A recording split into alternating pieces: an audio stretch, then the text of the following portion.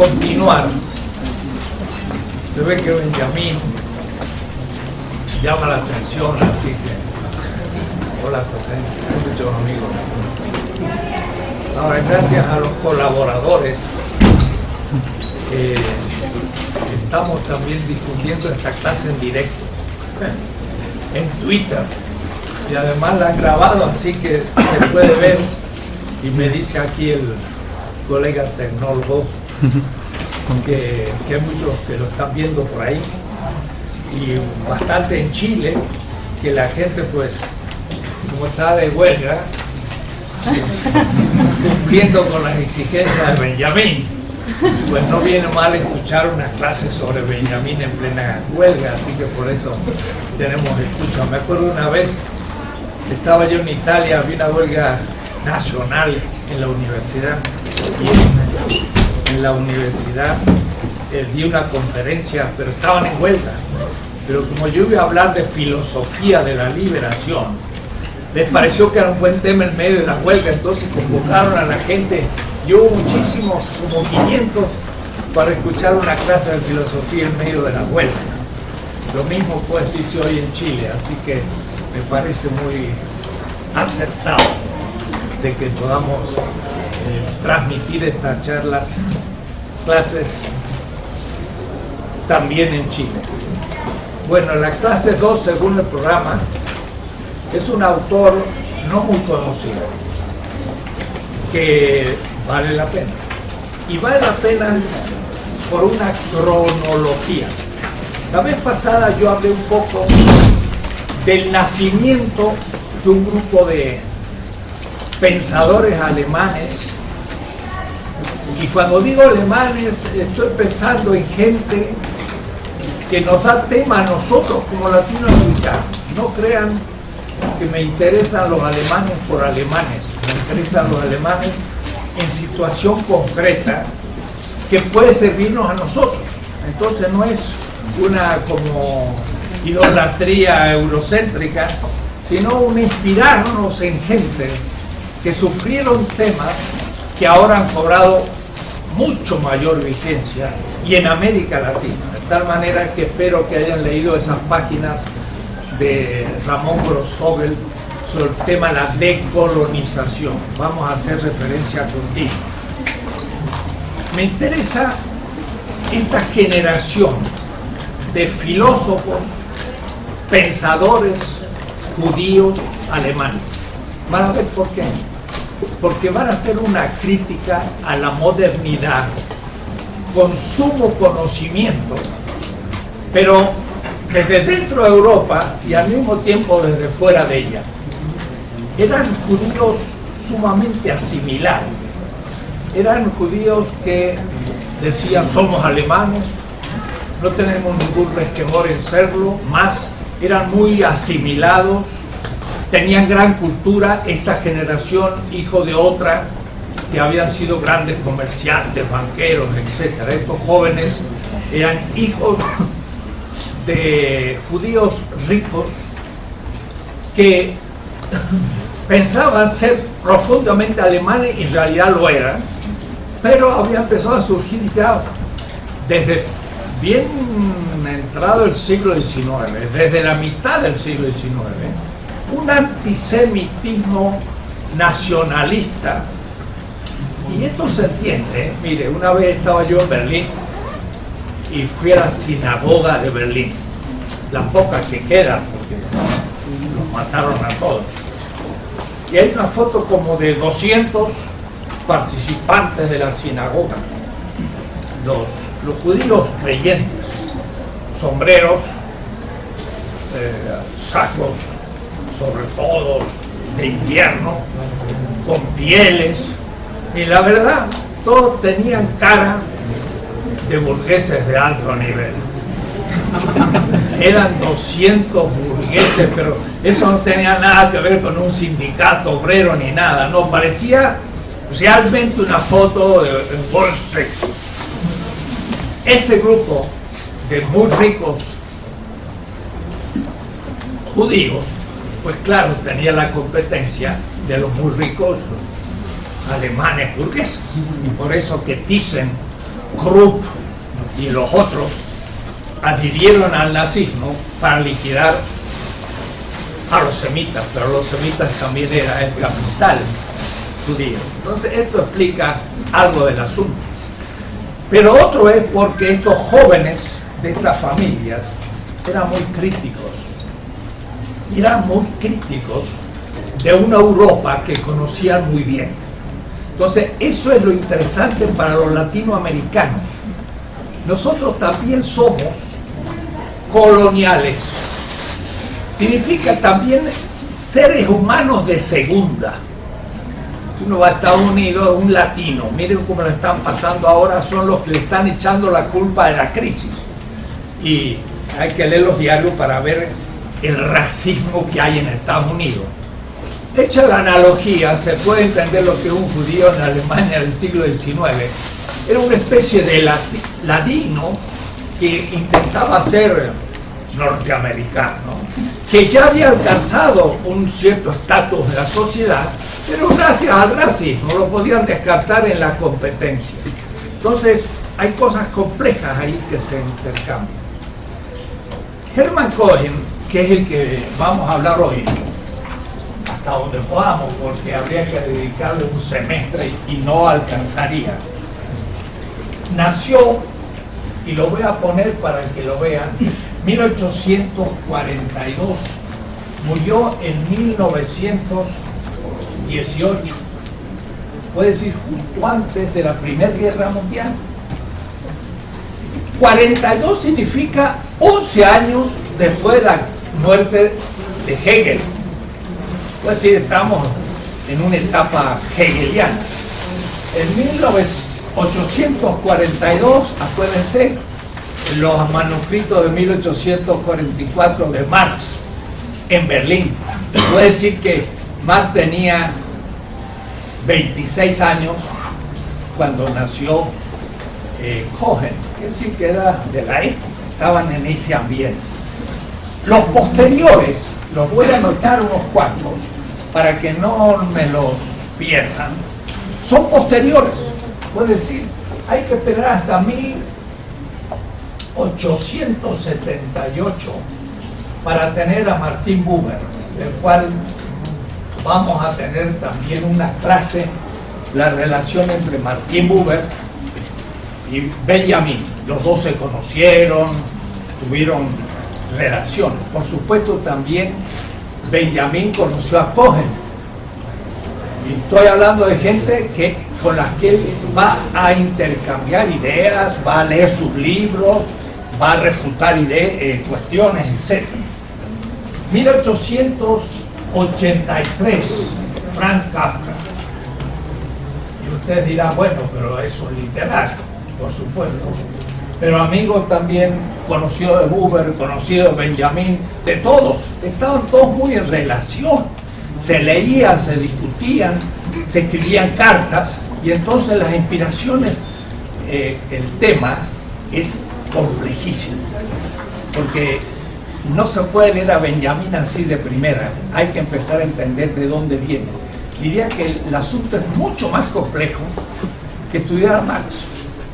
Marx es más hegeliano, economista, se entiende más fácil, se lo ve sistemático. He dado muchas clases sobre él. Benjamin se escapa porque tiene demasiados puntos de apoyo e intuiciones complejas. Entonces sigamos. 1885, Ernst Bloch también influencia a Benjamin, es el gran autor de los 3 tomos del Principio de Esperanza, donde trabaja los mitos de la humanidad. Un marxista se le llama de la línea cálida, porque se dedica a estudiar los mitos de la humanidad. Y dice, los mitos, como el mito de Adán, pero también el mito de Prometeo o el de Huitzilopochtli, él no habla de él, pero podemos hablar nosotros, son como la expresión del sueño despierto de la humanidad. Y entonces él descubre mitos de opresión y mitos de liberación.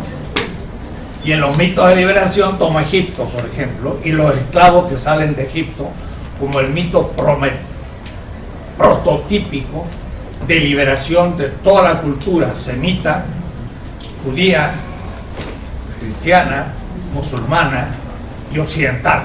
Egipto, los esclavos, Moisés. Esto lo trabaja, pero largos capítulos en blog de la misma época. Entonces, pensar a Benjamín solo por un aspecto y no abarcar otros es quedarse en ese mismo año en Budapest.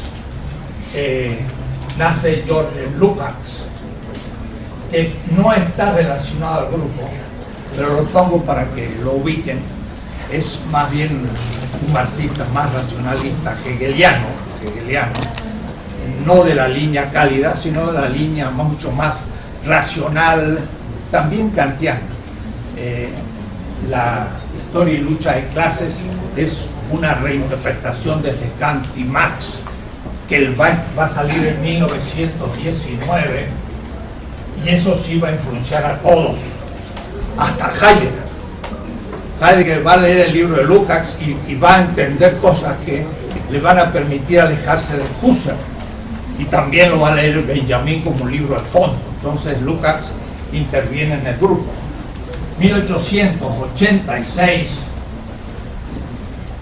una segundo gran personaje es Franz Rosenzweig.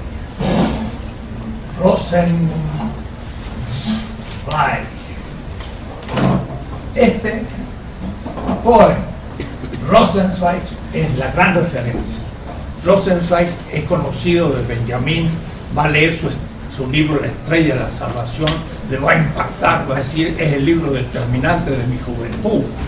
Entonces, casi todo lo que dice Benjamín dice referencia a La Estrella de la Salvación de Rosenzweig, que de paso lo escribió, veremos, le voy a dedicar toda la clase próxima, en 1921, y va a morir muy joven, en el 29, por una enfermedad que lo deja completamente paralítico en los últimos años. Es el más genial de toda esta generación. En 1892, Walter Benjamin nace en este momento. Es decir, todo lo demás son antecedentes, pero antecedentes muy cercanos en el tiempo, no hay que perderlos. 5 años más joven, y el gran amigo de la juventud. Puede decir, uno tiene un amigo, ¿no? Mi mejor amigo. Bueno, el mejor amigo de Walter Benjamin es Scholem, y nació en 1897. Gerson Scholem, que va a tener una posición bastante distinta de Benjamín, pero siempre en diálogo. La próxima clase vamos a ver el diálogo por sus cartas que va a dar el profesor Juan José Bautista, que me va a reemplazar. Yo salgo esta tarde para Alemania y vuelvo el lunes entre 8 días, así que el próximo miércoles Juan José Bautista me reemplaza para hablar de Benjamin Scholem y Franz Hinckelhammer. Va a ser un tema así latinoamericano, pero de gran conocimiento. En 1900, recién Erich Fromm, y ya nos acercamos. Fromm vivió en Cuernavaca, murió aquí en México, es de la escuela de Frankfurt. Adorno nace en ese año, Adorno. Marcuse ha nacido en el 86, antes. Horkheimer también. Todos son de esta escuela, diríamos así. Lo único que Horkheimer, Marcuse, Adorno, la escuela de Frankfurt, no es exactamente esta corriente, porque esta corriente es más estética, simbólica, compleja. La escuela de Frankfurt es más estrictamente filosófica, es más marxista, pero al mismo tiempo leen a Nietzsche como todos, leen a Schopenhauer como todos, leen a Kierkegaard como todos, y parten de Schelling, que fue mi hipótesis de juventud y ahora la vengo a confirmar. Schelling es la gran inspiración de Cohen y de todos, Hegel y Schelling. Y el anti-Hegel son dos, o Schelling por un lado o Schopenhauer por otro. Y toda esta corriente se inspira más bien en Schelling y Schopenhauer, y son todos anti, menos Lukács y la intolerancia. Están en contra de Hegel y voy a explicar por qué. Y luego ya nos viene en 1905 Emmanuel Levinas, en otra situación muy distinta, naciendo no en Alemania, sino en Lituania, de joven, 18 años en Francia, pero en Luxemburgo. Y es la Francia que habla alemán. Y entonces Levinas va a pasar 50 kilómetros, el Rin, y va a ir a Freiburg, y ahí está Husserl y Heidegger. Y va a ser el primer alumno francés de origen lituano, alumno de Husserl y Heidegger, y en cambio de ser anti-hegeliano, Levinas va a ser anti-heideggeriano. Puede decir que los dos anti, aquí son Hegel y desde aquí es Heidegger. Los dos, esencia del pensamiento alemán, de la cristiandad, que no es lo mismo que decir del cristianismo. Esto lo vamos a ir distinguiendo de a poco a partir de los mismos pensadores que vamos a ir tocando. Kierkegaard va a hacer la distinción entre cristianismo, ¿en qué época? 1841. Este año en Berlín, Schelling da una conferencia, curso entero, sobre filosofía de la revelación. El tema de la revelación lo vamos a ver en Cohen, lo vamos a ver en Rosenzweig y también lo vamos a ver en Benjamin, pero no tanto la revelación como la redención. Pero de todas maneras, las clases de Schelling sobre la revelación es para destruir completamente a Hegel. Y por eso que en 1841 surgen en Berlín, son las clases, ahí está presente Feuerbach, empieza la crítica de Hegel, ahí está Engels, la crítica de Kierkegaard, la crítica de Hegel, Savigny, el derecho, la crítica de Hegel, y yo siempre digo, en Berlín estaba también Marx, pero no estuvo en la clase de Schelling, estaría tomándose una cerveza por ahí, pero a sus oídos debieron llegar lo que Schelling decía, la Weltalter, que significa las edades del mundo de Schelling, va a inspirar completamente el pensamiento de Rosenzweig, y esto va a ser el horizonte de la interpretación histórica de Benjamin. Entonces miren las líneas que les estoy trazando para decir, no está fácil el tema, porque supone mucha lectura personal. Si yo no sé quién es Schelling, pues no entiendo lo que fue Rosenzweig, y si no entiendo él, ¿cómo voy a entender cuando después Benjamin dice lo que dice y cómo lo dice? En general no hay mucha conciencia de la complejidad, la profundidad, todo lo que trae detrás. Personalmente me encuentro como pescado en el agua, extrañamente, y en esta facultad sería como un pescadito que se muere sin agua. Es decir, de todas estas cosas en esta facultad, fuera justamente de sugerencias que ha dado Bolívar Echeverría, no sé cuándo se ha hablado de esos temas. Quizás algún curso de Silvana que también nos va a auxiliar en el tema Martín Buber con Benjamin, Silvana Rabinovich, que ha trabajado Levinas. Pero yo espero que este curso sea un corte en la historia de esta facultad. Miren qué cosa más extraña lo que estoy diciendo. Va a ser un tema que si lo tratamos en serio debe ser un antes y después, porque nos va a abrir un campo sobre nuestra propia tradición, sobre el imaginario popular latinoamericano increíble, despreciado por los filósofos académicos, que lo único que hacen es comentar los autores europeos. Y ustedes me dirán, wow, profesor, pero parece que todos esos son europeos. ¿Dónde está aquí Tlacaele y Nezahualcóyotl? Ya vendrá, pero no hay que tomar todas las cosas juntas. Está ahí Tlacaele, Nezahualcóyotl y Huitzilopochtli. Está ahí, pero detrás de los símbolos y de otros autores que habrá que seguir después. Entonces, voy a dedicar unos minutos a Hermann Cohen.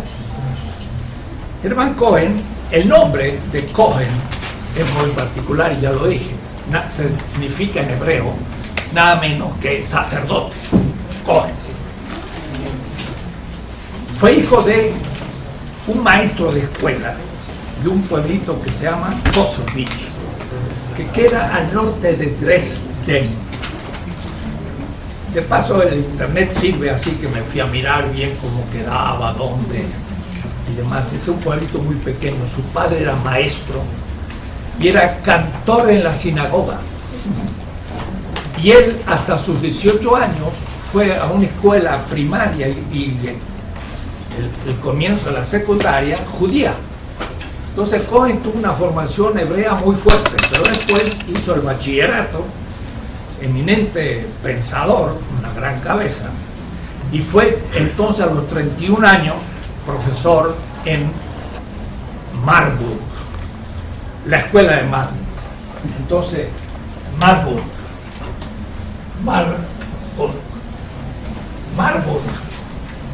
es fundamental en la historia de la filosofía alemana, porque en Marburg estuvo Heidegger y estuvo grandes pensadores alemanes, pero justamente alumnos de Cohen, porque Cohen él es el fundador de la escuela. ¿Y qué es lo que hace Cohen? Retoma Kant, que había un poco quedado como perro muerto, así como también Hegel en su momento. Estamos en 1870, 73 que entra, y entonces él reconstruye Kant y hace lo que se llama la escuela neokantiana. Entonces su visión de las cosas, al fin, y aunque rompa con Kant, va a ser kantiana, no va a ser hegeliana como van a ser los siguientes. Entonces hay mucha diferencia entre él y los que vienen. Él escribió 3 grandes obras, primero reconstructivas, es decir, reconstruyó el pensamiento de Kant, escribiendo un enorme, no comentario, sino replanteo de la crítica a la razón pura. Una de la obra se llama Kant-Theorie der Erfahrung, la teoría kantiana de la experiencia. Debo decir que Heidegger va a tomar el tema de la experiencia y se va a distanciar de Cohen y de Cassirer, y ahí va a plantear el tema de Kant y el problema de la metafísica, y Heidegger va a empezar a partir. Hay algunos que en vez de escuchar y tienen todo el derecho, están muy cara a cara, pero quiero que me atiendan. Crítica de la razón pura. El segundo gran obra reconstructiva es Crítica de la razón práctica y se llama Fundamentación kantiana de la ética. Y la tercera es la fundamentación kantiana de la estética, e hizo toda una reconstrucción en sus primeros años, pero después tiene una segunda etapa, que ya no es la restauración de Kant, sino el sistema filosófico propio de Cohen, que también tiene las 3 partes como Kant. Y entonces primero se llama el sistema de la filosofía, la lógica del conocimiento puro, después la segunda, la ética de la voluntad pura, y la tercera, la estética del puro Gefühl, del sentimiento. Y es en la lógica del sentimiento, pues si la primera parte es la razón, la segunda es la voluntad, la tercera es el sentimiento, en que él va a empezar a trabajar la filosofía de la religión, porque se le iban quedando ciertos temas en el aire y pensaba que tenía que trabajarlos en la estética, y de ahí entonces que es en la estética donde él va a ubicar el tema de la religión. Pero no lo va a hacer en Marburg, él se va a jubilar en 1912. Él estuvo más de 40 años en Marburg, fundó la escuela y sin embargo sufrió siempre el antisemitismo. Se lo desacreditaba, se lo ninguneaba, no se lo ponía en los lugares, había críticas. El antisemitismo en Alemania iba creciendo, pero no solamente a nivel popular y político, sino en las universidades. Hitler no es un milagro, es la expresión de un siglo de racismo en Alemania, y él lo sufrió. Entonces, cuando se jubila a sus 65 años, dice, bueno, ahora quiero hacer lo que no pude. Y deja Marburg y se va a Berlín. Y en Berlín entra a una pequeña escuela de enseñanza judía. Y entonces ahí dice, lo que yo deseo es repensar lo que he sido. Y entonces, siendo un gran filósofo, sin embargo, quiere dar cuenta de su propia tradición judía. Entonces escribe un librito que se llama El concepto de la religión en el sistema de la filosofía. Para él religión es la religión judía. Y el sistema es el sistema de Kant. Y empieza a escribir este libro en el 12 y lo publica en 1915. Ese libro, pues, es interesante porque él ya empieza a romper con las ideas del sistema y va poco a poco encontrando cómo expresar filosóficamente la experiencia de su propia tradición. Este tema, debo confesarlo, fue un tema para mí originario. Allá en los 40 y 50, en América Latina, hubo también movimientos que, siendo filosóficos, se preguntaban cómo conciliar las tradiciones de nuestra cultura con la filosofía. Blondel, en Francia, es un autor desconocido como Cohen, Maurice Blondel, escribe en 1910 un libro que se llama Las condiciones filosóficas del cristianismo. Vean, lo que Cohen va a escribir en el 12, Blondel es profesor en el sur, cerca de Marsella, en Francia, también no puede ser profesor en la Sorbona, su temática no es de moda, así que lo echan para la provincia, y entonces escribe un libro sobre la misma temática de Cohen, pero no en el pensamiento judío, sino en el pensamiento cristiano. Y dice, ¿cuáles son las condiciones racionales de esa experiencia que se llama cristiana? Cohen está planteando el mismo tema. ¿Cuál es el fundamento racional de eso que se llama judaísmo? Y entonces él comienza un largo proceso que habría que seguir muy poco a poco. Voy a referirme a algo.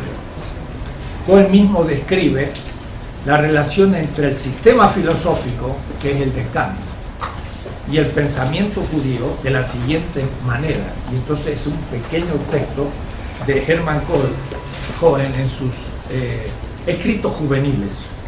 Mi entusiasmo por el judaísmo hunde sus raíces en la convicción del valor ético de nuestras ideas. Mi judaísmo es coherente y congruente con mis descubrimientos científicos. Por esto me siento particularmente afortunado de que se me haya brindado la oportunidad de mostrar el significado de la idea de judaísmo dentro de un sistema filosófico antes de presentarla mediante trabajos más extensos. no fue el instinto gregario del que pertenece a una confesión o a un estirpe al que me confié las riendas de mi conciencia. El método filosófico, en la medida que me ha sido dado, y el control histórico de él, fueron los que me mostraron e iluminaron el camino. De estos pensamientos saco la particularidad de mi fuerza. Es decir, él quería, como filósofo, tratar el problema de los contenidos de una religión histórica. Debo decir que toda esta generación no va a llegar a plantear este tema con extrema claridad. Yo creo que, miren, compañeros, los dos, yo los estoy viendo a ustedes. Si dos están entre ellos conversando y conversando, entre otras cosas, me distraen. O adentro o afuera, pero no en el medio. El amor es importante, pero es cierto. Bueno, sigamos, después de aclamarlos. Es decir, lástima que haya lugar, pero estoy de acuerdo con la acción. Bueno, después de la distracción volvamos al tema porque ya me sacaron del tema. ¿Ven? Sí, el tema es el siguiente. Fue el trabajo de Paul Ricoeur, recién en 1961, al cual yo me he referido mucho siempre, que él pasa de la etapa fenomenológica a la hermenéutica, y en aquel libro se llama La simbólica del mal. En ese libro, Ricoeur, que de paso, en este curso, y viendo a Benjamin, debo decir más cosas de lo que siempre se dice de Ricoeur. Ricoeur es quizás el más grande filósofo francés del siglo XX. Sartre puede competir también, Merleau-Ponty y demás, pero la obra de Ricoeur es gigantesca, y sobre todo porque no solamente es francesa, sino que expulsado de Francia, pasó en Estados Unidos, a Chicago, y ahí repensó todo en inglés, y se ha publicado toda su obra monumental, que son unos 40 tomos, todo en inglés. Entonces es un impacto de Ricoeur muy grande. Él es un gran fenomenólogo, pero ahora me interesa otro aspecto que quizás no es muy conocido. Yo conozco a Ricoeur personalmente, he estado en su casa, hemos discutido en la revista Esprit, de la que él era cofundador con Emmanuel Mounier. Entonces, conozco estas cosas en mi biografía, y por eso todas estas cosas no me son ajenas, las he vivido y por dentro. Paul Ricoeur es, además de gran filósofo, un pensador evangélico. No es católico, no es judío, sino que es evangélico. Y para el protestante el texto bíblico, como para el judío, es fundamental. Entonces, todo el pensamiento de Ricoeur es explicar qué es el texto. Le texto. Pero eso no es solo un filósofo, es alguien que trae su corazoncito atrás. Y por eso que el libro, La simbólica del mal, donde él trabaja el mito prometeico de Prometeo y el mito adámico, que es el gran mito griego y el gran mito semita, fue una demostración metódica genial de cómo se hace filosofía sobre mitos. Nunca nadie lo había hecho para mí con tal claridad, porque la filosofía teórica se mezcla. Y entonces si uno empieza a hacer una dogmática filosófica, después ¿cómo hace para pasar a la descripción de una experiencia religiosa? Pero cuidado, porque el pensamiento griego todo fue eso, fue la interpretación de una experiencia religiosa, lo más que nosotros lo secularizamos. No dice tales, todo está lleno de dioses. Eso es una teología. ¿Han leído ustedes el libro de Heger, La teología de los filósofos presocráticos? Es teológico. Ellos hablan de alma y, cuidado, también habla de alma Cohen, y también va a hablar de alma Rosenzweig, y aquí sí que los voy a tener que un poco agarrar, porque se me quedaron con los griegos y no fueron capaces de hacer una crítica suficiente. Mirándolo ustedes dirán, bueno, pero los griegos, los judíos y los latinoamericanos, que nosotros somos un poco griegos, somos un poco judíos y somos un poco hijos de Malinche, pero somos todo eso, y eso no nos es extraño, y en esta facultad tiene que estar presente si es una facultad de los que aman la sabiduría, y la Sofía es la de nuestros padres, Nezahualcóyotl o Tlacaelel, Sócrates, pero también de esta gente. Hay que abrir las puertas y no quedarse con la ilustración alemana, francesa y norteamericana hasta los analíticos y creer que eso es la filosofía, como se nos hace creer en los programas de la facultad. Por eso que quiero marcar aquí un hito de que hay que abrir un programa universal.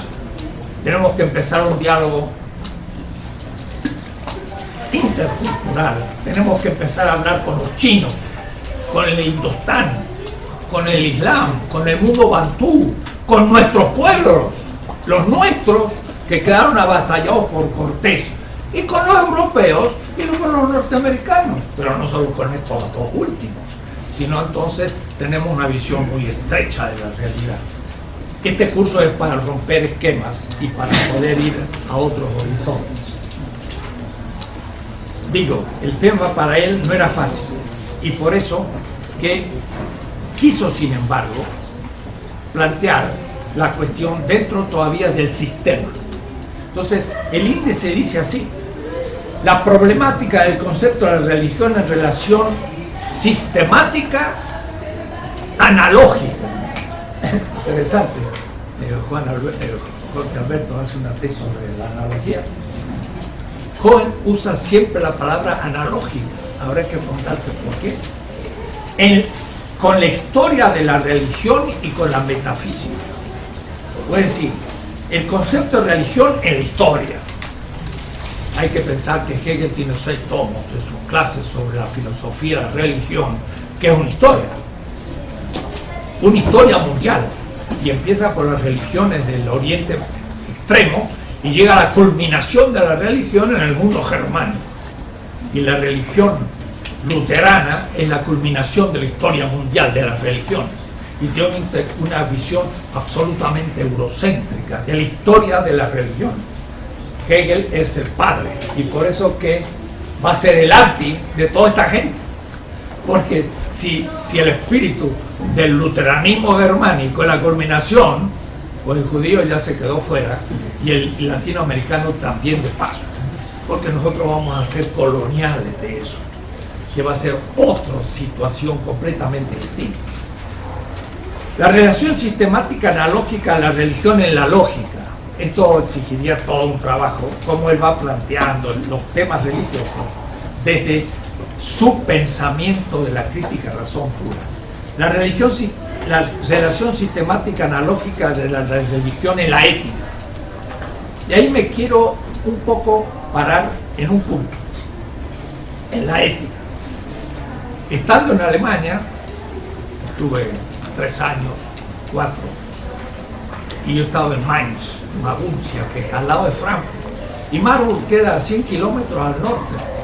Entonces, en una de mis vueltas fui a Marburg, pero para visitarla, no estudié yo en Marburg. Es una impresionante ciudad con un castillo hermoso, el río, la universidad antigua, edificio. Entonces entré a la Facultad de Filosofía y al Seminario de Filosofía de Hermann Cohen, así como turista. Tenía yo 24 años y estaban los libros, los de Cohen, están ahí, usted lo puede sacar, mira, y saqué un libro y fue justamente sin darme ninguna cuenta ni conocer nada de Cohen, el texto sobre la religión de la razón, y lo abrí y he dicho muchas veces qué es lo que leí. O sea, ¿qué leí? Y dijo, ¿y cómo este hombre escribió esto? Yo era un latinoamericano con mucha militancia. Estuve preso como estudiante, fue presidente de la federación de toda mi universidad, presidente del centro de filosofía. Era un líder estudiantil, además de estudiar filosofía. Y tenía conciencia política. ¿Y sabes qué texto leí de Cohen? El siguiente. Y yo no dije, ¿cómo este hombre planteó ese tema? Si para mí era el neocantiano. No tiene nada que ver con el neocantismo. Dice así: el método de los profetas consiste en situarse en el lugar de los pobres y desde allí hacer el diagnóstico de la patología del Estado. Y yo leí eso y dije, pero qué bárbaro, qué precisión, ha dicho exactamente lo que yo pienso. Pero mis pobres son los indígenas, son los obreros, los marginales. Mi primer trabajo es sociología, yo estaba en el cuarto semestre, fue en los barrios suburbanos de mi ciudad, y con mi bicicleta yo hice el planito de los barrios suburbanos, y en ese pueblo, en ciudad que vivía, había muchos bolivianos, al lado de la universidad también, que eran los más pobres del lugar. Entonces, ¿por qué yo habré hecho, cuando tenía 4 semestres en sociología, estudiar los barrios suburbanos pobres de mi ciudad? Yo tenía ya una cierta comprensión de las cosas, pero me llamó la atención que Cohen hubiera dicho eso. No sabía yo quién era Cohen, pensaba que era un neocantiano, pero ese libro fue inédito, se publicó después de su muerte de 1918. Este libro fue leído por Rosenzweig antes de su aparición, Rosenzweig, y lo va a leer Benjamín con enorme aprecio. ¿De dónde sale? Ese libro ya está aquí en el sistema, y le voy a leer el texto. Pero bajo este punto de vista se capta ahora el sufrimiento humano universal de acuerdo a los criterios sociales de pobreza.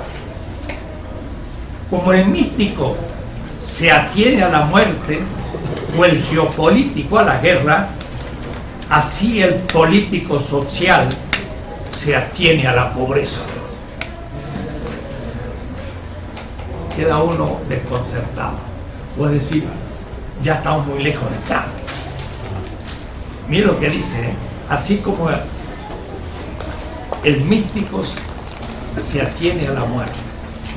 Este tema de la muerte va a volver en Rosenzweig y va a ser obsesivo para Benjamín, a tal punto que su anticipación en su suicidio es un tema, además de un acto, pero está ahí. Así como para el geopolítico está la guerra, así para el político social está el tema de la pobreza. Cohen, además de un gran teórico y un judío, era un socialista alemán, no marxista, pero socialista. No conocía Marx en lo que yo veo, pero era un socialista. Y entonces se refiere a este tema. Así, el profetismo tuvo que tomar una postura enérgica ante la cuestión de cómo se puede la justicia de Dios armonizarse con la pobreza. Entonces no es el tema de Leibniz, cómo hay Dios si hay mal, sino más bien qué tiene que ver la pobreza y la justicia de un Dios si hay un Dios. Entonces el tema político de la pobreza es central en Cohen. Y esto es lo interesante, porque algunos creen que es una religión etérea. No, es una religión repensada. Dice, el pobre es inocente, sufre inocentemente. El sufrimiento no es castigo. De lo contrario, la pobreza sería castigo y la riqueza virtud y premio de la virtud. Eso es lo que piensa el pensamiento protestante triunfante en Inglaterra. La riqueza es premio de Dios. Y en cambio aquí dice, si la pobreza fuera castigo, la riqueza sería premio. Quiere decir entonces que para ese protestantismo triunfante de Inglaterra, la pobreza era castigo. ¿De qué? De vagancia, de inutilidad, de no usar sus dones, etc. Tal como dice el señor Cordero. Es fantástica las barbaridades de que ese hombre dice, los jóvenes no trabajan porque no quieren trabajar, porque son vagos. Hay que ser estúpido para decir tal barbaridad un secretario de Estado. Tiene que también haber estudiado en una universidad patito como el presidente. Pero Herman Cohen aquí le está diciendo, señor, desde Job, y vieran qué buenos textos tiene, desde Job, eso de que la pobreza es fruto de un castigo, de un pecado propio, fue liquidado, porque Job era rico. Dios lo deja en manos del príncipe de este mundo, lo empobrece, le da la lepra, todo, y le dice a Job, tú estás mal porque pecaste. Y Job dice, estoy mal, pero no he pecado. Pues que sí, y todo el libro es para convencerlo de que él pecó y por eso es pobre. Y Job no le acepta, y al fin se tiene que retirar, y Dios le dice, bendito Job, ven, y le vuelve a dar su riqueza. Pero ¿cuál es la enseñanza de Job? Y aquí lo trabaja muy bien Cohen y Rosenzweig y todos. Lo que Job hace es deslindar la falta propia y el sufrimiento,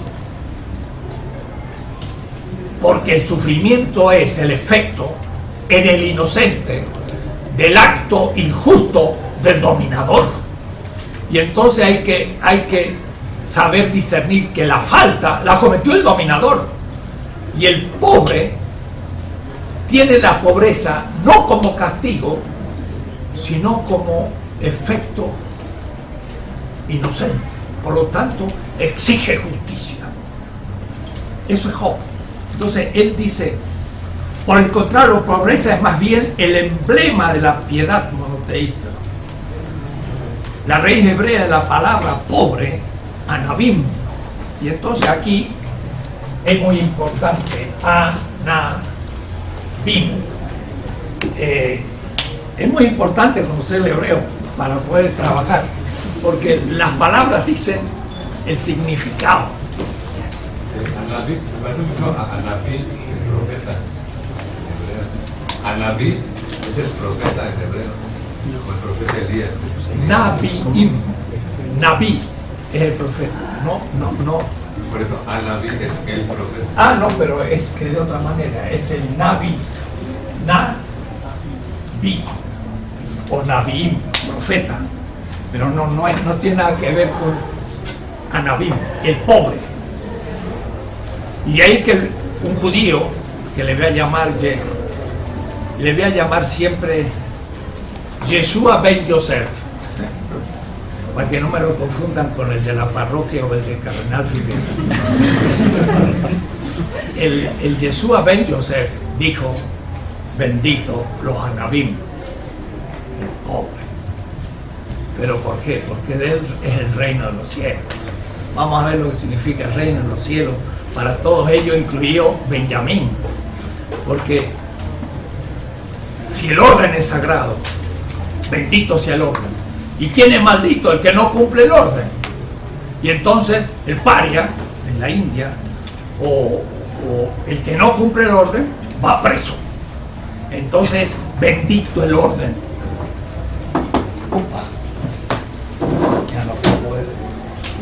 El orden va a ser la totalidad que va a criticar Rosenzweig. Si el orden es bendito y alguien no cumple, va al fondo de la historia, es el maldito.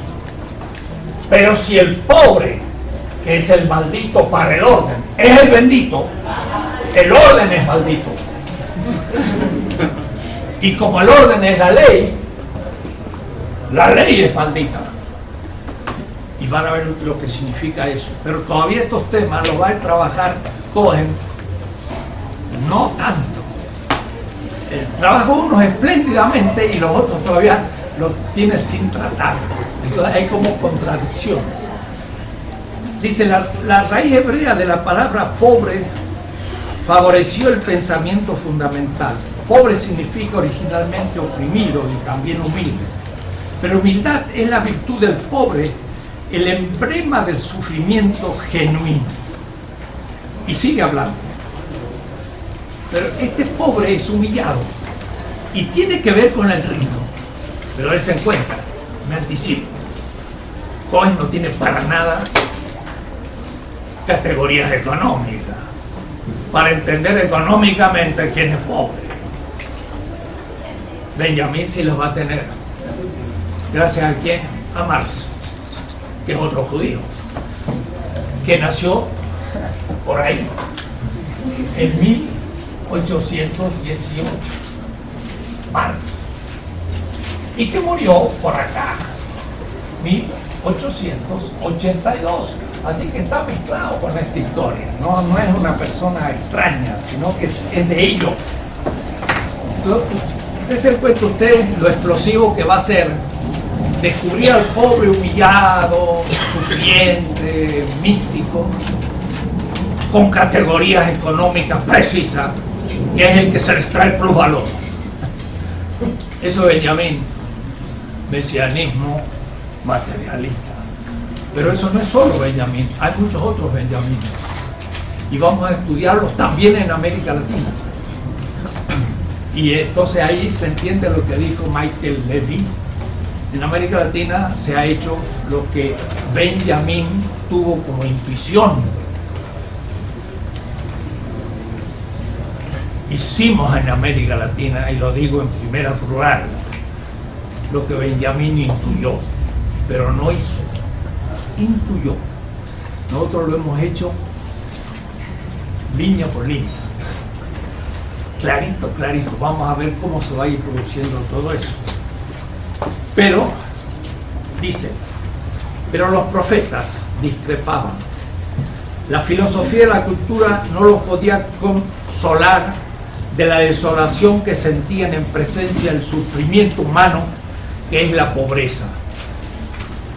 Solo ahora les quedó claro que el ser humano es y significa para la conciencia de otro ser humano. El ser humano no es para el ser humano un extranjero que muy bien podría ser un esclavo, sino alguien que forma parte integrante de mi autoconciencia, y por cierto no solo teórica sino también práctica.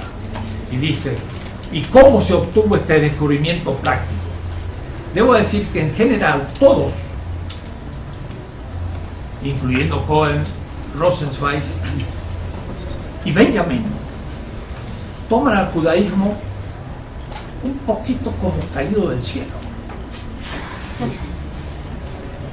Yo en cambio cuando llegué a Israel, estuve 2 años, pero estuve en Líbano, estuve en Siria, estuve en Egipto, estuve en estos lugares.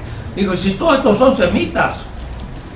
Y cuando escribí mi libro El humanismo semita, me di cuenta de que Israel fue como la culminación teórica o racional o ética de una experiencia del pueblo semita, que son muy antes que Israel. No hablan nunca de Egipto. Sí, de que salieron de Egipto, pero no me hablan de las tradiciones egipcias. Dicen que estuvieron en el cautiverio en Mesopotamia, pero nunca me han contado qué pasó en Mesopotamia, qué doctrinas había y cómo se inspiraron en ellas. Para información de ustedes, hoy por fin traigo el libro. Un libro que tiene 5.000 años de antigüedad. Se llama El Libro de los Muertos de Egipto. Y ahora, como les decía en otras clases, ha tenido un gran exposición en el Museo de Londres. Y este libro, que es la recolección de textos de las pirámides, de las tumbas, de todos, tiene para mí especialmente un capítulo 125 tremendo. Debo decir que el libro no existe como libro y los capítulos son los etnólogos, historiadores que los han organizado en capítulos. Así que no existen tales capítulos. Pero la edición que tenemos de esos millares de textos, en el capítulo 125, que es un fuertísimo texto, no se imaginan. Pues saben que aún en los cultos cotidianos, en México, en cualquier iglesita, está refiriéndose al texto.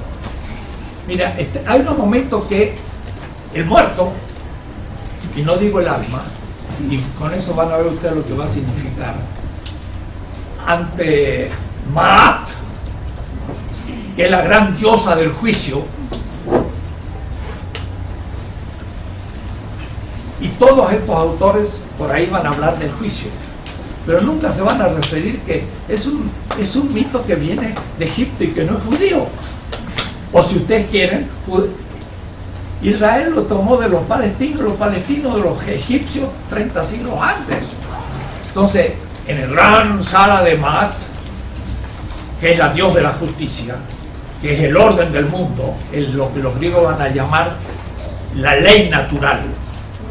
Es una diosa con grandes alas con las que cubre el universo y le da orden. Es el orden. Entonces, llama a juicio al muerto. Y el muerto empieza humildemente a decir: no cometí iniquidad ante los hombres, no maltraté a la gente, se confiesa pecador. ¿Se dan cuenta? En cualquier misita chiquita de cualquier parroquia perdida de México, en un momento de una celebración litúrgica, dice: yo pecador me confieso, ¡Acha! Hace 5.000 años que apareció eso. Aquí hay como 300 pecados que el que va a rendir juicio, o mejor, le van a hacer el juicio, empieza por decir: mire, yo soy pecador, así que si me va injusticia estoy perdido. Mejor primero presento todas mis cartas, ¿no? Pienso que maltraté a la gente, que cometí pecado, que conocí, que empobrecí a un pobre en sus bienes, que hice padecer hambre, que no maté, que opuse el agua corriente, que no puse al agua corriente ningún dique. Eso lo saben los campesinos. Y sobre todo en el Nilo, ¿no? Para que el vecino no tenga el agua, le pongo y me apropio de más agua. Bueno, cantidad de cosas. Yo siempre he insistido en este capítulo larguísimo, que es 24 siglos antes que el profeta Isaías. Pues si de Isaías a este texto hay casi tanto como de Isaías a mí, para que vean los siglos, ¿no? Si son 5.000 años. Entonces, en un punto que es el que más llama la atención, hay uno que dice: no añadí peso a la balanza, no falseé el peso de la balanza. Hay cuestiones interesantes, pero hay un punto en que dice lo siguiente, que dice: di pan al hambriento, agua al sediento, vestí al que estaba desnudo y una barca al peregrino. Esas 4 exigencias, dar de comer al hambriento, agua al sediento, vestir al desnudo y una barca al peregrino, eso va a ser repetido en el pensamiento hebreo y en el pensamiento cristiano, y por Engels y por Marx. Va a decir las 4 necesidades fundamentales del ser humano. Marx va a decir son comer, la segunda calefacción, la tercera el vestido y la cuarta la casa. Son la modificación de estos textos semitas. Pero es interesante, toda esta escuela semita judía no se refiere a todo ese contexto fenicio, sirio, babilónico, egipcio, de donde surge el pensamiento de Israel. Eso es un problema, porque entonces se ve como, ¿qué diría yo? La exclusividad y no la culminación de un proceso. Y a su vez, ese proceso culminante podría quizás tener otros desarrollos posteriores, lo cual es impensable para un judío y también para un cristiano. pero ¿por qué no va a tener sucesiones de mayor calibre? Y dicho así, los profetas, profemí significa los que hablan delante, en hebreo naví significa el que ve, los que ven, los videntes. Profeta es el movimiento teórico, si cabe, ético, de una región geopolíticamente clave. Tampoco esto lo piensan ellos, o lo suponen, pero piénsenlo ustedes. La más desarrollada civilización que conocemos en el tiempo, allá por el 30 siglos más, 40 siglos antes, es la Mesopotamia, donde están los primeros grandes códigos y demás. Y luego viene el Egipto, 3000 años antes de la era común, Egipto. ¿Y qué está en el medio?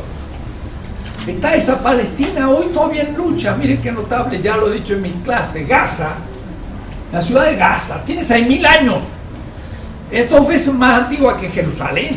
Es por donde tenían que pasar la gente que iba a Mesopotamia y Egipto, que eran las 2 grandes civilizaciones. Aquí mismo se da entonces un pensamiento que puede mirar hacia Mesopotamia y hacia el Egipto y darse cuenta de las limitaciones de ambas civilizaciones y crear un metadiscurso mucho más crítico. Además, porque son todos pobres, porque esas regiones son pobrísimas, es la región de los desiertos, de los pastores. Caín ofrece Caín ofrece trigo, porque es agricultor. Abel ofrece un cordero, porque es pastor. ¿Cuál es el bueno? Caín es el urbano, agricultor. En las ciudades hay clases, en las ciudades hay dominación. Caín es malo. Abel está en el desierto. En el desierto hasta hay pastores. Ahí no hay clases, ahí todos son iguales. Abel es bueno. ¿Se dan cuenta el sentido originario de estas cosas? Es en el desierto, en la igualdad, en el no existencia de todavía organización neolítica, donde está el tipo supremo de justicia, desde donde se critica como utopía a la cultura urbana de Mesopotamia y el Egipto, donde ahora sí hay estratos sociales, reyes, tributos, ejércitos, luchas y todo. Pero el hombre del desierto, palestino, árabe, siempre libre ante todos ellos, puede seguir viviendo su vida casi hasta hoy, si no fuera por el petróleo que ahora los corrompió y estamos en pleno. Pero hay también indignados egipcios que tienen que volver a su tradición. Entonces, el tema del pobre es un tema central en el pensamiento de Cohen en esta época, que no le voy a dedicar más tiempo porque si no se me va la clase casi en eso, pero quiero dejarlo muy claro. Este librito es todavía un libro sistemático, pero después de terminarlo, Cohen dijo, no funciona. Tengo que liberarme de esas formas, tengo que liberarme de las formas filosóficas de la academia. Y entonces empieza a escribir su gran libro. El libro se llama La religión de la razón desde las fuentes del judaísmo. Y en este libro, ahora sí, se acabó el sistema. Ya no es Marx, Kant, para nada. La temática es completamente distinta. Y este es el primer libro, yo diría, 1920 se publica, que Rosenzweig, que viene de la guerra, va a ir a Berlín y lo va a descubrir en sus manos y lo va a leer, y entonces va a entender cómo se puede hacer. Le voy a leer un poco el esquema de Cohen. Primero es la razón, la filosofía. Va a ser un libro de filosofía sobre la religión, y sobre una religión positiva. Va a ser un forcejeo difícil. No va a ser de la claridad de Ricoeur justamente, porque se le cruzan las cosas. La segunda, que es la religión, y luego lo que él llama las fuentes del judaísmo. En este punto voy a leer esto. Los profetas, que son estos teóricos, pero al mismo tiempo prácticos, que contemplan las dos grandes civilizaciones y hacen una síntesis crítica desde la pobreza del desierto. Ese es el tema. Ese es el tema. El tema. El tema. No hay otro. Uno solo. Yo estaba en Tabasco, en una montaña, en un lugar que se llama Mar Elías. Mar significa sal, Elías. Y ahí me pasé una semana mirando el desierto. Les cuento a ustedes lo que nunca contaba en ninguna clase. Decía, de ese desierto surgieron cosas importantes. Y ese es el lugar del silencio. Es el lugar donde casi no hay vida, pero la poca que hay, conservarla. Entonces, si en el fondo se ve que hay una especie de polvito de un beduino que viene en su camello, como los taurex, todos cubiertos, negros, dicen a 45 grados, todo cubierto. Están locos, ¿no? Sí, claro, se están protegiendo del calor, ¿no? Si estuviesen así como en Acapulco, quedan fritos en 2 días, ¿no? La vestidura es contra el frío y también contra el calor. Pero se va acercando y ustedes dicen, ¿y quién es? No saben. Lo único que ven son sus ojos. Y se acerca y se acerca. Y cuando lo tengo así, a 1 metro, no sé quién es. Pero es importante saber quién es. Porque mire, si un enemigo saca su cuchillo y me lo entierra en el estómago. O por el contrario, saca su mano y me da la mano, porque es un amigo. Entonces, esa experiencia del desierto, cara a cara, sin mediación, no hay mediación sociológica, no hay rico ni pobre, somos los dos iguales. Y además una cosa, si yo no te hospedo, tú te mueres. Y por eso que aunque seas el que haya matado a mi padre, debo hospedar. Después que te vas, nos encontramos mañana y te mato o me matas. Ahí entienden un poco de por qué los talibanes no podían decirle a Omar en Afganistán, ándate. Lo habían hospedado, no podían traicionar.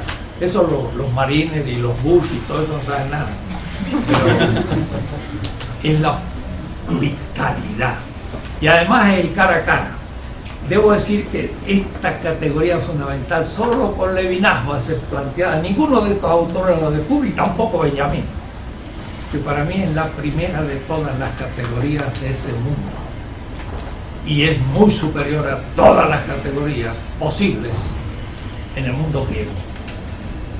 Porque en el mundo griego hay un alma, psique, ante una physis, naturaleza, sujeto-objeto. En cambio en el desierto hay una relación sujeto-sujeto. Y ahora la he radicalizado.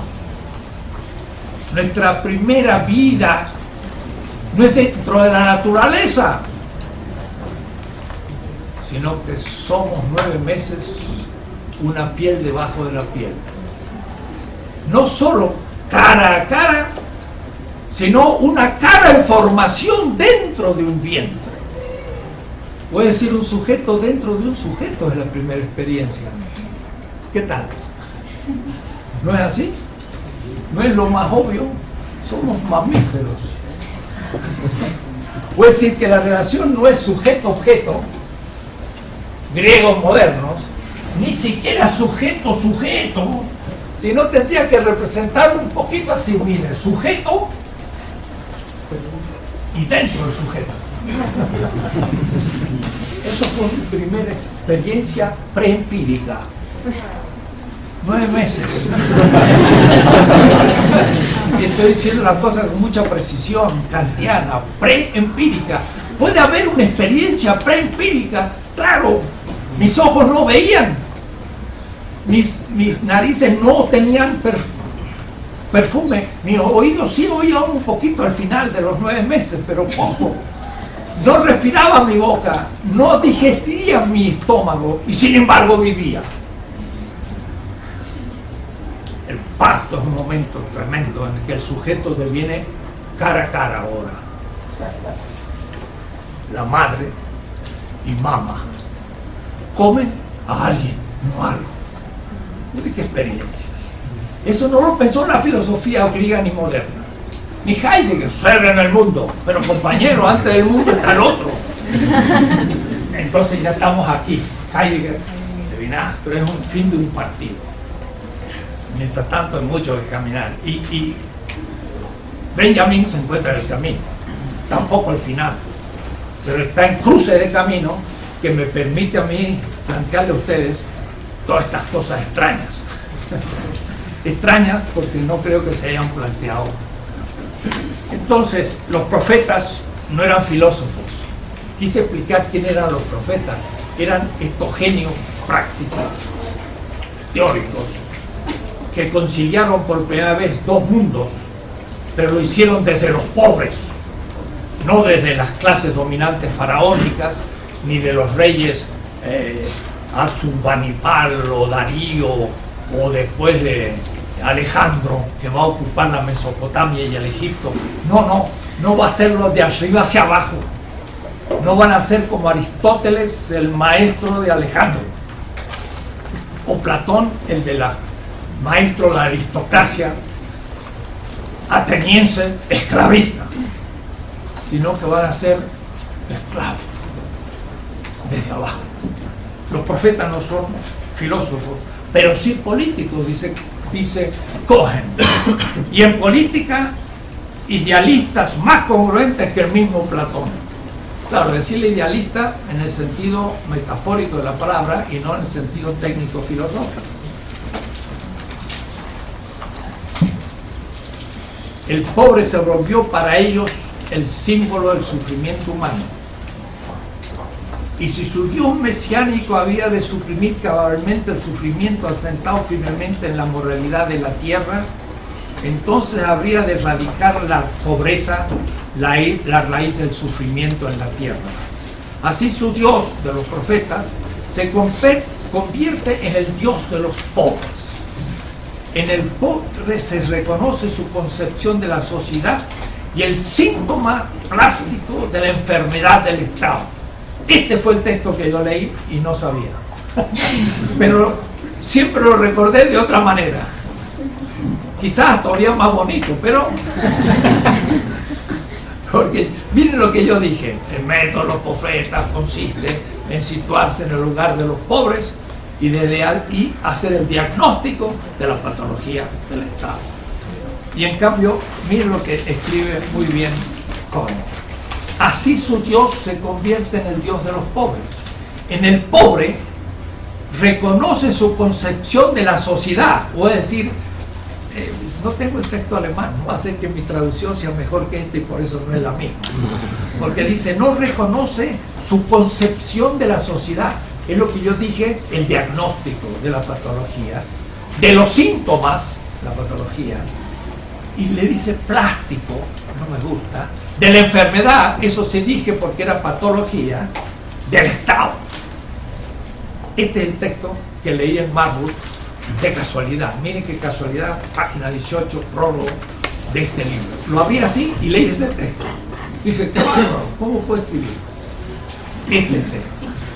Así su visión práctica se aparta de toda escatología mistérica. Puede decir, no es asunto de hacer grandes cultos. Para ellos, el sufrimiento no reside en la muerte, pues esta no puede ofrecer ningún encanto particular. Su mirada topa con el hombre de la Mesopotamia económica del Estado. Interesante, aquí se está refiriendo a la Mesopotamia. Y en la pobreza, a todas luces arraigadas profundamente, se revela para ellos la raíz del sufrimiento social, el único digno de ser remediado y por tanto también el único digno de ser tomado en cuenta. Ahora bien, Si esta fuera la situación de la religión profética, es la que descubre al ser humano en el sufrimiento, que es la pobreza, y el Dios único como el único abogado de los pobres, como el único salvador de los seres humanos de todas las condiciones, etcétera, etcétera, y a eso le va a llamar la justicia política. Entonces vean ustedes de qué manera se toma la cuestión. Es muy distinto, no es un Dios que consagra el orden, es un Dios que llama a Moisés a que saque los esclavos de Egipto. Es decir, es un Dios de liberación, no es un Dios de dominación. Ahora cuidado, tanto la sinagoga como la iglesia se idolatrizan y luego se transforman en adoradores del orden y en anti-origen, y lo invierten. Y entonces, claro, todos los espantos que vemos son de sus inversiones, pero hay que ahora invertir la inversión y se empieza a encontrar de nuevo todo. Y eso es lo que hace Marx. Cuando Marx escribe sobre la censura, y por eso lo echan de Alemania, y entonces le dice, ¿y el Kaiser? ¿Qué derecho tiene el Kaiser de criticar? ¿De qué derecho tiene de ejercer la censura? Porque es un reino cristiano. Dice, ¿de dónde han sacado eso del Estado cristiano? Dice Marx, el Estado cristiano. Y dice Marx, lean San Agustín y lean los padres de la iglesia. Muchos de mis amigos marxistas ni saben quiénes son los padres de la iglesia, pero Marx lo leyó y además dice que hay que leerlo. Y díganme de dónde han sacado el Estado cristiano. ¿Por qué? Porque el cristianismo surgió contra el Estado y fueron a los circos por ateos del Estado y nunca estuvieron con el Estado romano. Pero en el IV siglo apoyaron a Constantino, fundaron el imperio y Hegel proclama la gloria de que eso después se cumple en el imperio germánico con el Kaiser. Entonces cuando Marx habla contra la religión, está hablando contra la religión de Hegel invertida. Y nadie entiende nada porque se creen que está hablando de otras cosas. Ahora, claro, está hablando contra la religión del cardenal Rivera. Esa está invertida. Esa está invertida, entonces es correcto. Pero no la de Samuel Ruiz. ¿Y de dónde sale Samuel Ruiz? Vaya a saber, de Chiapas. Samuel Ruiz sale de la misma tradición, no, de otra que desinvirtió la inversión. Y eso es lo que tiene claro Benjamín. Pero no ciertos comentaristas de Benjamín en esta facultad. Ahí se dan cuenta del debate. Estamos recién empezando, estamos al 1% del tema. Pero vamos a ir creciendo para ver que la cosa era muy complicada y no era tan fácil decirle a Michel Levy, no, la interpretación de Bolívar es así o asá. Bolívar mismo iba progresando en su interpretación y no había terminado, por supuesto, sino que estaba en progreso, pero tenemos que avanzar. Bien, después de una rápida introducción, el primer tema es la idolatría. Y ustedes dirán, bueno, ¿qué significará eso? Hay muchas maneras de tratar el tema, y debo decirlo, que como lo trata Cohen, no es el mejor, pero por de pronto lo va tratando bastante bien. Muestra que la idolatría es el gran problema, y ese es el pecado de Adán, devenir dioses. Devenir Dios es justamente decir, yo soy el que gestiona el orden y el orden divino. Es la idolatría, es creerse Dios. Y creerse Dios es situar a todos los otros seres humanos como mediación de su proyecto. Es cuando yo hago de mi proyecto el absoluto y todos los otros como mediación. Por eso que es Caín mató a Abel. Es una metáfora, no es un hecho histórico, es un midrash. Mato al igual a mi hermano. ¿Qué es lo que hago? Lo pongo a mi servicio. ¿Por qué? Porque yo soy el importante. Entonces, la divinización del sistema, eso es la idolatría. Es la divinización del capital en Wall Street, por la cual ahora están inmolando toda la humanidad para superar la crisis de los banqueros ladrones. Eso es sagrado, porque es la ley del mercado. Y la ley del mercado es la ley natural, hay que cumplirla. Y además también de los dioses. Y se inmola al ser humano a ese orden. Eso es la interpretación política de la idolatría, no la de Cohen. La de Cohen todavía es más tímida, empieza a pensar el tema como originario. No abominarás del adumeo porque es tu hermano. Es decir, no maldecirás a ningún otro porque es tu hermano. Si es tu hermano, no lo puedes poner a tu servicio. Si no lo puedes poner a tu servicio, no puedes ser Señor. Si no eres Señor, estamos de acuerdo. Pero si tú te pones como el Señor, instrumentalizas a otro.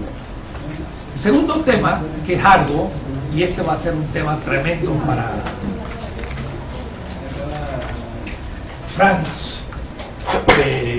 Rosenzweig, porque ahí se va a ir a Schelling. Miren qué notable.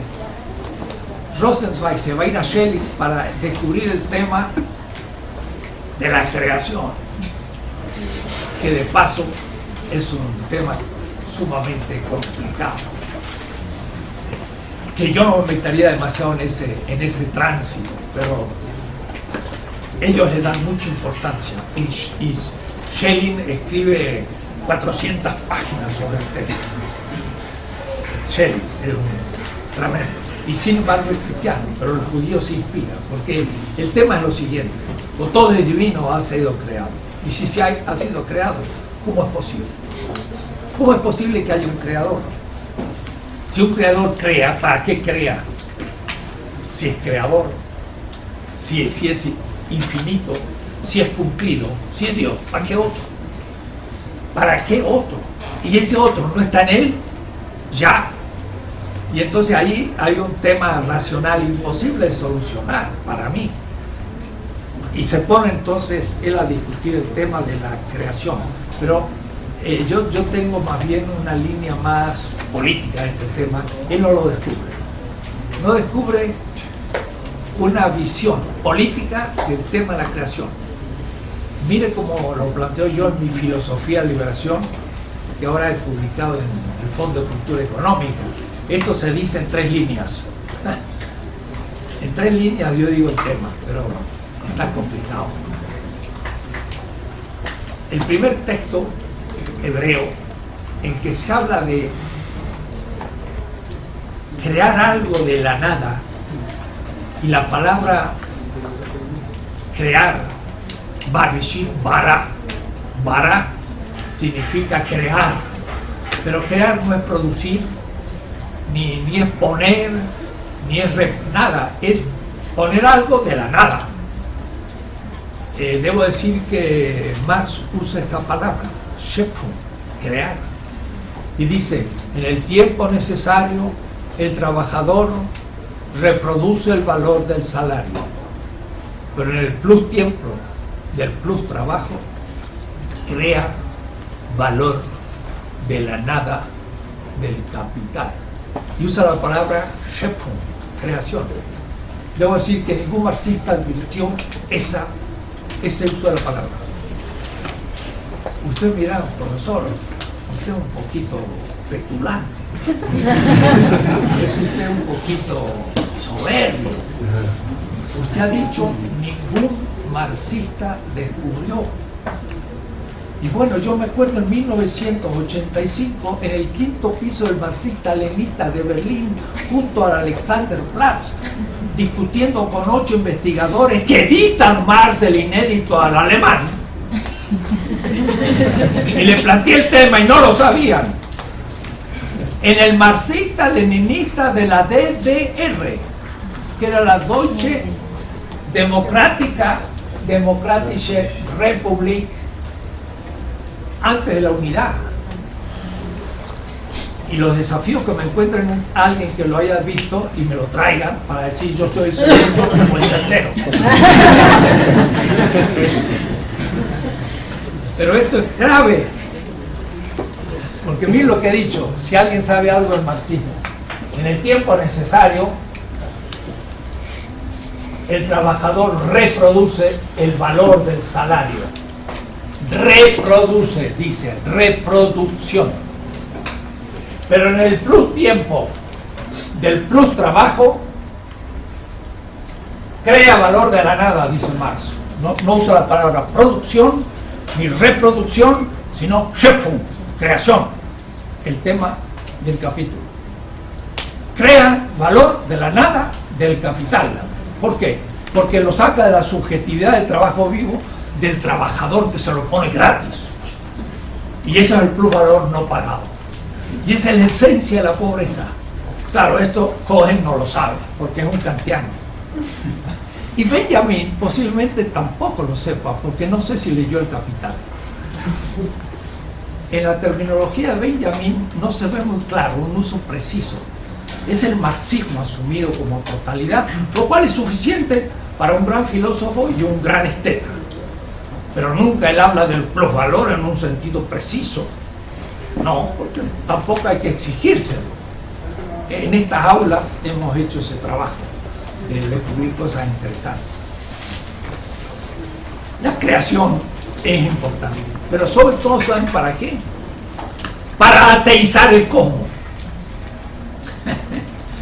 Poder ser ateo de todo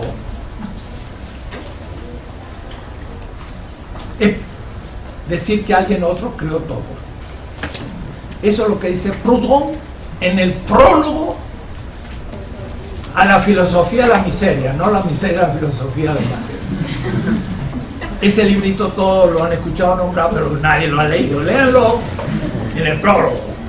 Y dice Proudhon: después de haber pensado en mi corazón, en el secreto de mi corazón, el origen de todas las revoluciones sociales, concluí que Dios es la hipótesis necesaria.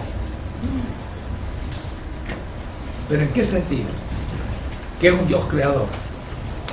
Entonces, mire, la cuestión es fácil. San Juan de la Cruz: después de todo, nada. Si todo es creado, nada es divino. No es divino ni los dioses, ni el capital, ni el Estado, ni el faro, ni nada. Nada es divino.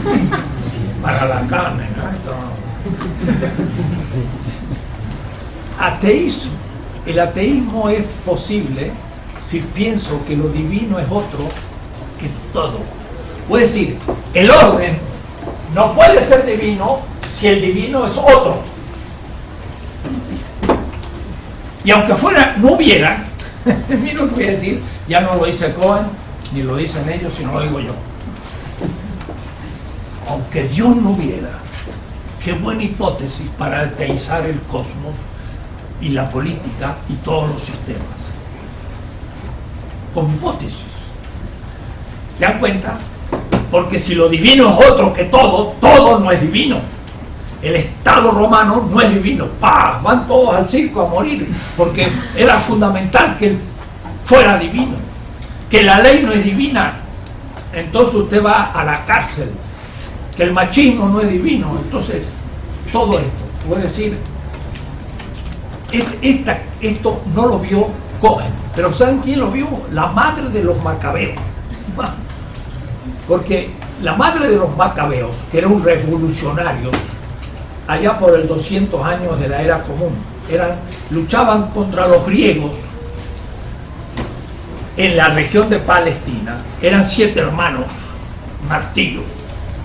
Y entonces los griegos los agarraron porque eran guerrilleros y los mataron a todos. Pero dejaron el último. Y entonces al último lo pusieron ante la mujer, su madre. Le dijeron: mujer, hazle que deje ¿qué diríamos? De ser de los indignados. deja que no proteste, que acepte el orden. Entonces le ponen al hijo en presencia de su madre, le han matado los 6 primeros y le queda el último que puede ser el consuelo de su vejez. Y la madre le dice al hijo: así como Elohim Hashem ha creado el mundo de la nada, así tú resistes. Y lo matan en su presencia, quemándolo y torturándolo y todo, y la mujer se las aguanta, le matan el 7º. ¿Qué relación había entre un guerrillero y que el Hashem, el Dios, había creado todo de la nada? La relación política es la siguiente: ningún sistema político es sagrado y por lo tanto todos pueden ser cambiados. Aguántate y seguimos la lucha. Ese es el asunto. Ningún sistema es divino. Y eso para todos los sistemas de la historia era la hecatombe, porque todos eran teocracias. Y van a volver a ser en la inversión cristiana y hoy judía en Israel, porque los sionistas están matando a los árabes por las mismas razones que esta generación criticó a los cristianos. Ahora yo y ellos mismos tengo que criticar a los sionistas dogmáticos del gran Israel. ¿Se dan cuenta del tema? No sé si lo... Eso no lo dice Cohen. Podría haberlo dicho. Después entonces les voy a enumerar un poco rápido los siguientes temas. Y estos no son en una terminología ni en un esquema filosófico. Es en una nueva descripción, que es lo que va a impactar a todos. Todos van a... Después de la idolatría y la creación se habla de la revelación. Y después se habla de la creación del ser humano como racional, los atributos de la razón. Y hay un punto muy central, capítulo 10, el individuo como yo. Ese es un momento kantiano. Kant quiere indicar que parte de la experiencia judía, la experiencia de la individualidad de un yo responsable ante su propia individualidad, distingue entre yo e individuo. Y es notable, pero como no estudian el contexto, digo yo, no se dan cuenta que eso fue descubierto mucho antes que en el judaísmo. Por eso mi humanismo semita, si ustedes lo toman de ahí de la página, van a ver que yo trato el descubrimiento de la individualidad en el pensamiento egipcio. Y se ve esa individualidad porque en el pensamiento egipcio, el muerto, por ejemplo, ante Osiris, que es el que lo juzga, dice palabra de NN, y ahí tiene que ponerse un nombre, el que va a ser juzgado. Es juzgado como persona. No hay alma. Si no hay individualidad, se muere y se resucita individualmente. El individuo es un descubrimiento egipcio, semita, y por ahí viene después la individualidad judía y cristiana posterior. Los griegos no tenían noticia de individualidad porque el alma era una para todo el universo, y como era una para todo el universo, el cuerpo determinaba una parte de esa alma, y el cuerpo era el principio del mal. Ese era el pecado original, el cuerpo. El cuerpo es el pecado original. Y cuando yo muero, el alma ingenerada, que tomó un cuerpo inmortal, vuelve a la unidad. Y por lo tanto, pierde también todas las determinaciones históricas que uno logró durante la vida. Para los egipcios, cuidado, no crean para mí o para ustedes, pero para los egipcios, el individuo nacía con un nombre y permanecía, si resucitaba, para siempre con un nombre y con una biografía. Esa era la individualidad. Eso no es judía, eso es egipcio, semita, judía, que los cristianos le van a llamar la persona, y luego la modernidad va a volver a mezclar las cosas, pero va a caer en el dualismo de nuevo. Y Descartes va a hablar del alma, el ego y el cuerpo, y Kant va a hablar del alma. Y ese es el problema de Cohen, que me va a hablar del alma en momentos. Muy importante, la idea del Mesías y la humanidad. Hay otros temas, el día de la reconciliación, son temas recurrentes que van a venir en el futuro. En la página 183, él entonces plantea el tema del mesianismo. Eso sí que es un aporte de esta escuela. Los cristianos mal estudian el tema, ya vino el Mesías, entonces no lo tocan más, o lo entienden mal. Los judíos en cambio se hacen problema del mesianismo, y Benjamín por supuesto, porque él va a hablar de un mesianismo materialista. Entonces aquí tenemos el capítulo 13, la idea del Mesías en Cohen, y cómo él lo va a interpretar. Estamos todavía lejos de lo que va a llegar a ser después, pero ya habla del Mesías que aparece en el día del Señor, es el Yom Yahvé, que es el Yetzait, el tiempo ahora de Benjamín, está indicado aquí como el tema central de la era mesiánica y una cantidad de cuestiones. Pero me interesa más en la página 265 el tema de la ley, porque van a ver ustedes, va a ser el tema central de Pablo de Tarso, que es un judío 100%, Pablo de Tarso, y él va a ser cuestión de la ley. Va a haber una colega joven, Alicia Hopkins, que va a hablar del tema, pero como Cohen es en el fondo un conservador, la ley es muy importante, y el respeto de la ley, la sinagoga, pero también la ley germánica, porque él es un asimilado que quiere demostrar que es más alemán que los alemanes. Entonces no se puede todavía atrever a levantarse contra la ley, y de ahí entonces que une ciertos temas. La inmortalidad debe llevar al hombre a su desarrollo máximo, infinito, y precisamente en cuanto a hombre. Debo decir que le habla mucho de la inmortalidad, y también va a hablar Rosenzweig. Los dos, y en general, confunden inmortalidad con resurrección. Ya lo dije en la clase pasada, pero insisto de nuevo. No es lo mismo inmortalidad que resurrección al nivel mítico, y en tanto que eso impacta la vida cotidiana en el imaginario popular de los pueblos y los hace vivir. El filósofo no es que crea en la inmortalidad o la resurrección, ese no es el tema. El tema es la hermenéutica de cómo se vive la vida cotidiana desde ese horizonte mítico.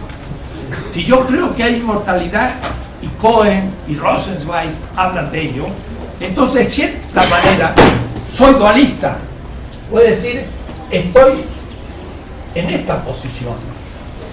Creo que el alma es inmortal, no muere, pero tampoco había nacido. Y por lo tanto soy dualista, soy cuerpo y soy alma. En cambio, si desde el comienzo soy carne, y no soy cuerpo ni alma, y se habla de alma, pero es nefesh, y en realidad es la vida, más que el alma. Entonces cuando muero, pues desaparezco. ¿Por qué? Porque la carne tiene dignidad. El mal no tiene nada que ver con el cuerpo. El mal tiene que ver con la libertad y un mal uso de la libertad como Adán. El mal es el querer ser Dios. Y el querer ser Dios significa el querer ser dominador del sistema. Ese es el pecado. No el tener un cuerpo y la libidine y la sexualidad. Al contrario, en el pensamiento hebreo, cuando uno conoce al otro, lo conoce en la sexualidad y pare un hijo. Y el acto es un acto humano, espiritual, la relación sexual. No es una relación corporal meramente, sino carnal. Lo que pasa es que atrás de la carne está la palabra griega sarx, dije la vez pasada, y atrás está la palabra basar. La voy a escribir así, basar. Carne, no es cuerpo. Y es notable, y no es alma. Es notable como Cohen se confunde y no sabe ver la diferencia. Y ninguno va a ver mucho la diferencia. Lean mi librito porque ahí yo me mantengo firme porque es central para la comprensión. Una antropología de la carnalidad es materialista. ¿Cuál es el criterio? Comer. Y si tengo hambre y no me dan de comer, y el sistema es la causa del hambre, el sistema es perverso. Ese es el materialismo del libro de los muertos. Profesor, el llamado a la santidad no es un llamado a la divinidad, como sois dioses, háganse dioses. El llamado a la santidad no es un llamado a la divinización, para nada. Lo santo es lo otro. Santo es el pobre. En la Biblia no dice sois dioses, háganse dioses. ¿No dice sois dioses, háganse dioses? Sí, pero habría que ver en qué sentido. Habría que ver en qué sentido. Sois dioses, también se va a decir en el cristianismo, y lo va a decir Pablo, son hijos de Dios. Pero al decir son hijos de Dios, ese era como se denominaba al emperador. El único hijo de Dios era el emperador. Todos los demás eran profanos. Y si se le dice, ustedes también son todos hijos de Dios. Y no vaya a ser que el fundador del cristianismo lo único que dijo es, yo soy el hijo de Dios. Y ustedes también. Todos. Y se universaliza el tema. Y entonces el esclavo dice, yo soy esclavo, pero hijo de Dios. Y entonces debo dejar de ser esclavo, no inmediato, sino con el tiempo. Veremos esos temas. Ahora, la Biblia a su vez me tendría que decir qué texto, dónde y tomarlo. Porque desde el nombre de Dios, Elohim, es plural. Él es Dios. Oim son los muchos dioses. Entonces, el nombre mismo de Dios ya es un plural. Entonces, 6 como dioses. Hay que ver dónde, qué tipo de texto lo dice, si lo aprueba, si lo niega. Hay que tomar con cuidado las cosas. Bueno, de todas maneras, Cohen no logra y no puede hacer una crítica de la ley. Es una afirmación todavía de la ley. Hay un tema muy tremendo y desconcertante, y que lo trabaja explícita y largamente Benjamín. Y que algunos van a decir, profesor, ¿qué está hablando usted ya? Pues ya esto ya es demasiado.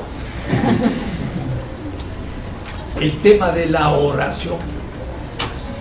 La oración. ¿Qué sentido tiene para Cohen? ¿Qué sentido tiene para después Rosenzweig? ¿Y qué sentido va a tener para Benjamín? Pero hay que pensar de una manera completamente distinta a lo cotidiano para que se entienda. Y por último, al final casi, después de hablar de la valentía, habla de la fidelidad. 341, que es el tema de la emuná, la fe. Pero la fe como fidelidad.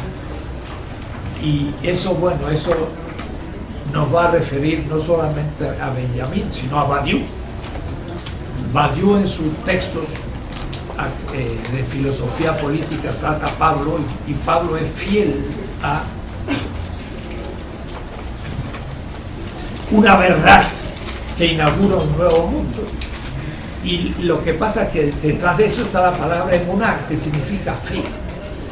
Y Pablo va a decir, no es la ley el criterio de la justicia del acto. la legalidad, sino la emuná, la fidelidad. Ahora, la fidelidad yo la explico de una manera muy específica, pero en este caso significaría un retorno a los orígenes y saber de qué estamos hablando. Y entonces poner en cuestión al orden desde su fetichización. De paso, la palabra fetichización que estoy usando no es la palabra idolatría, es la palabra de Marx, pero Marx también la usa y es un término central, porque fetichismo o idolatría es lo mismo y es el fetichismo del capital. Entonces, sin embargo, se ha especificado que la virtud propia en la palabra que a la vez significa fe, la fe consolida la relación, tanto la de los hombres entre sí como de los hombres en la comunidad, etc. Entonces acá hay un capítulo a volver. Por esta razón se ha considerado que dar de comer a los pobres en la fiesta es uno de los fines de la fiesta misma. Entonces habla de la fiesta, las grandes celebraciones. Y en mi filosofía de liberación ustedes verán, yo hablo también de la fiesta, como la fiesta de nuestros pueblos. En la fiesta de nuestros pueblos se vive el futuro, el pasado, y de alguna manera la superación de la injusticia y la pobreza por un instante, por un tiempo. Entonces, la significación de la fiesta como felicidad de un pueblo cuando se libera, hace toda una reflexión en esta parte última. Y ya una última referencia que para mí va a ser muy importante en mi estética. Dice, otro signo de la paz es la alegría. Y va a ser toda una apología del tema de la alegría. La alegría. Y entonces será el momento en que no haya pobres. La paz de la alegría en la fiesta es la culminación comunitaria. Y por eso el Mesías es el príncipe de la paz. El cantar de los cantares canta y celebra a la heroína del amor, otorgándole el nombre de la Sulamita, Virgen de la Paz. Asimismo, la poesía de los salmos no es solo bucólica, sino épica de la paz. Entonces termina hablando de la paz. Claro, para un hebreo eso es shalom, pero shalom significa plena felicidad, cumplimiento en la alegría. La paz es el emblema de la eternidad e igualmente la consigna de la vida humana, etc. Bueno, este libro merecería un semestre, pero yo lo he salpicado. Lo he saltado en algunos temas como para que el oído empiece a acostumbrarse a escuchar cosas extrañas. El próximo continuamos sobre estos temas y seguiremos el programa 10 minutillos. Ya por